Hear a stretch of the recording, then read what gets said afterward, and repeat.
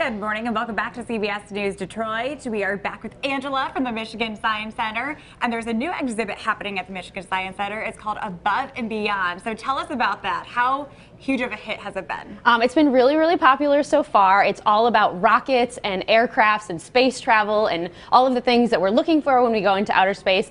People have been loving it. I've been loving it. It's a really, really great time. So fun. And you brought a little experiment to kind of talk about space and astronauts, right? Yes. So let's go ahead and walk us through the process. What are we going to be talking about today? Sure. So we're going to be talking a little bit about astronaut food. All of this aerospace engineering really works up an appetite.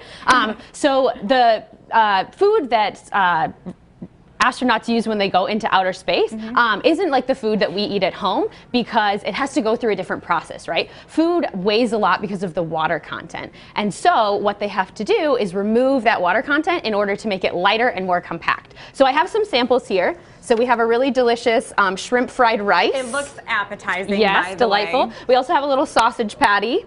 Lovely for breakfast, and then some drinks as well. Now the interesting things about these is that they have these little nozzles at the top, which is where you insert water to rehydrate the product, so that when you're in outer space, you're eating food that basically tastes like the food that you have at home. And it's not going to be a little bit chalky if you just try to bite into that. Yeah, yeah. So Really how scientists make food like this is through a process called freeze drying, and we actually have some freeze dried samples here. And what that means is that we take the water content that's in those foods, we freeze it down to really, really far below zero, and then we change the pressure and the temperature so that instead of melting that water away, it basically turns into a gas and they vacuum it out, and then we're left with food that has the same nutritional value as well as the same sort of shape and texture, which is different than when you dehydrate, and it can diminish a lot of those things. Exactly, so there's differences with it. So I see dry ice here. What are we going to be doing with this dry ice? We're going to take a look at what sublimation actually is. So like I said, when we have sublimation, we are taking a solid and turning it directly into a gas rather than melting it. So I'm going to pour some water into my beaker here. And if you can put on your safety gloves and safety goggles.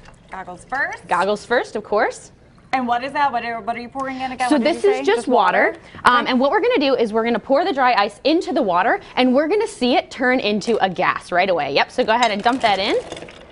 Now you can see that it's boiling, and if we zoom in, you can see all of the bubbles that are coming up from that dry ice. The dry ice isn't melting, it's boiling in the water because of the temperature difference is so big, and that is what we see the smoke coming off. This is actually water vapor that's coming away. Oh, I see. It kind of looks like a nice little cloud too. Yes. So how long is this going to be bubbling for then? How long does it last? That's a good question.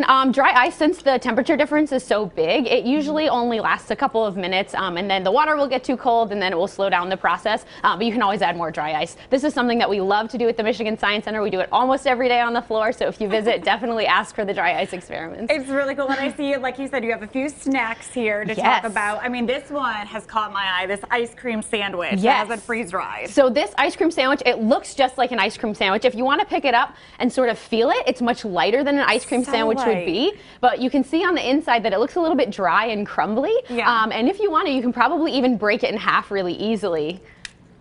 Just like that. It makes a little mess, but it should taste as delicious as a regular ice cream sandwich would be. And you have the same thing then with the Skittles. I know these are very popular. All the kids are eating the freeze-dried Skittles. Yes, and these freeze-dried Skittles are actually something that we sell in our store as well. So regular Skittles, we don't think of them as something that has a lot of water in them, but we can see that when we freeze-dry them, they sort of pop open and explode because of that water that has escaped.